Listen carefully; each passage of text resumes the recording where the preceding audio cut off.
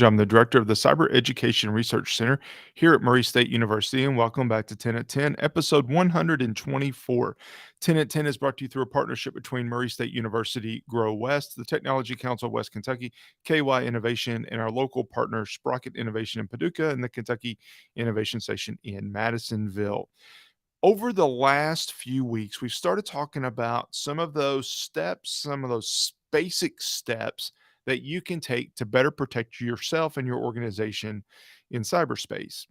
These were 8 simple things that you can do to better protect yourself. Well, this week we're going to deviate just a little bit. And I want to deviate because last week we were talking about two factor authentication, multi factor authentication. You can call it whichever way you want. But what it means is that in addition to your password, you provide a second factor, an additional factor to authenticate that you are who you say you are. It has been, retina scans in the past, fingerprint scans. There was a time where everybody had a uh, a key fob that they would use to put in a number. Um, Most of the time nowadays, what you see is it's your phone. It is your cell phone as that second factor. It's something that you know your password and something that you have your phone. So I thought it would be important for us to talk through phone safety. And I wanted to provide some common sense tips to keep your smartphone safe. So I found a number of things online that we could use. This one happens to come from Verizon, but there's dozens, probably hundreds of suggestions on how to keep your smartphone and mobile device safe in today's world. And it's a really important thing. And I also want to about this because there's some things that have been come up in the news of recent last few weeks that talks about mobile phone security as well. So I wanted to make sure that I touch on this. So here's just a couple of things that we can do to keep our mobile phones, our smartphones safe. Number one, avoid giving out personal information. Don't give out personal information.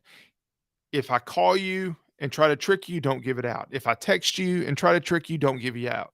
If I send you an email, don't click the link and don't give it out. Don't give out your personal information.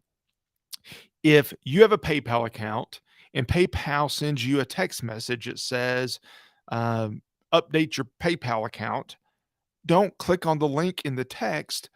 Go to your web browser, log into your account the way that you normally would, and see if that message is there. Because if it's a real message, that message would be there as well.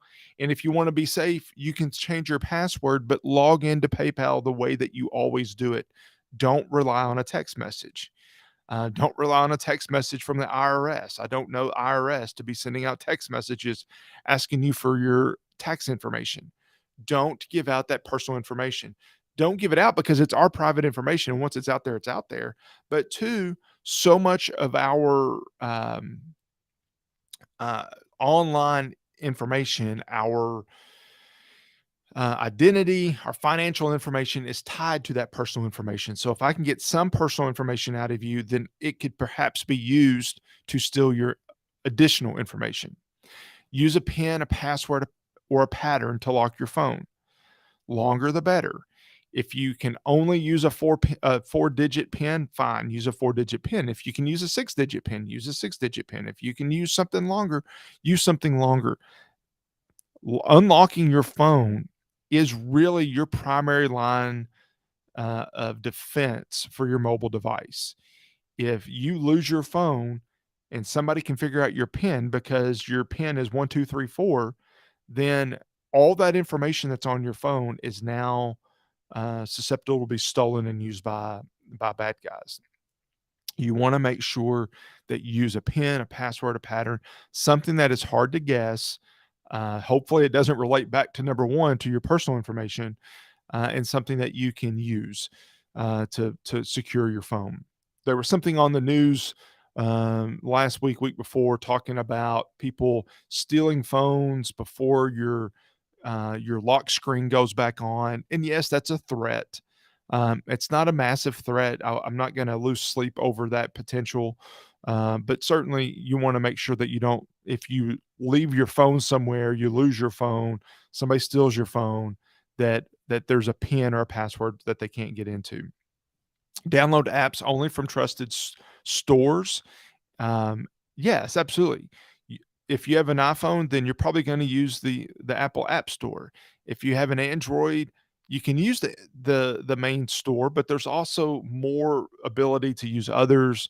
If you jailbreak your phone, then you're certainly gonna be able to use others on either type of phone. Don't do that.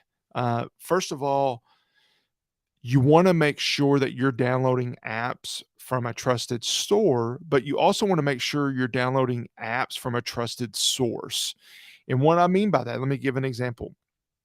ChatGPT, we've talked about that before on 10 at 10, came out, really caught fire in January. And since then, there have been several apps that have come out that are the ChatGPT app. They weren't. They were trying to get you to download their app saying that they were the ChatGPT app where they when they weren't, and trying to trick you into giving them information. Now, were they safe? Maybe, but we don't know because they're not from a trusted source. So if you're going to download, I think actually ChatGPT did come out with an official app this week. If you're going to download that, make sure that you're downloading those types of apps from the trusted source. Facebook, all those types of apps. Same thing goes holds for them. If you're going to put in information, personal information, make sure they're from a trusted source. Back up your data. Back up your data. Back up your data. Your computer, your phone, every device that you have, you should back up your data. Let me give you the why. First of all, if your phone falls in the lake, if it goes in the pool, whatever, obviously you want to be able to protect it. You want to be able to have a backup of that data. If you're using your phone for a camera, which most people do today, and your only place for that picture is on your phone, and that phone goes in the lake, then what are you going to do? You've lost that phone. You've lost those pictures, more importantly. All those pictures that you've had, those thousands of pictures that are on your phone, you've lost them unless you back them up. So make sure you back them up. That's certainly an important piece. Keep your operating system and your apps up to date. Update them.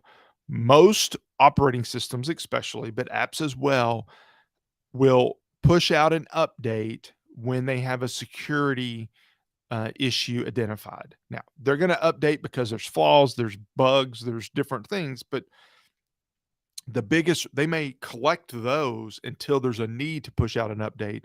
But if there's a security risk, they're pushing it out immediately.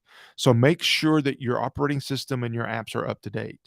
Um, you know, I recently updated somebody's phone that I knew, and it had more than 75 updates for apps on that phone. Um, Most of those apps that needed to be updated were because of security risk, because vulnerabilities that were identified.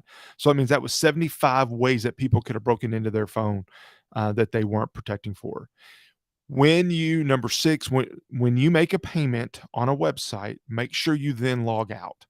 There's no reason to stay logged in on a website. So log out. It's just if I stole your phone, I could get into your phone and you were logged into Walmart's website, then when you're logged in, I can go in and order stuff on Walmart and then have it shipped to me. So I could use your financial information to get things for me. Turn off your Wi-Fi and Bluetooth if they're not in use. Wi-Fi and Bluetooth are extremely convenient, but if you're not using them, then they just become a avenue for a threat from an attacker, from a bad guy to break into your phone. If you don't need them, turn them off. I highly recommend that. And then finally, your phone is an investment. Your phone costs a lot of money. Now, maybe you didn't buy it, maybe somebody else bought it. Whoever paid for that phone paid quite a bit of money for phones. These phones today are not cheap. So treat them like they're an investment. Get a protective case. I always use an OtterBox. Doesn't matter if it's an OtterBox, but do something to protect your phone. Make sure it is safe. Make sure that you're protecting it like it is a computer, because it is as much as a computer is today. But be very safe on how you do that. These are 8 simple things that we can do to keep our phones safe, to keep our smartphones safe, our mobile devices safe. We're talking about phones here, but the same things would be true for iPads and other tablets in your laptop. We need to be aware that people are trying to steal these devices, trying to steal our identity, steal our personal information, and we need to be doing things to make sure that we can protect ourselves. Hopefully, you found this helpful.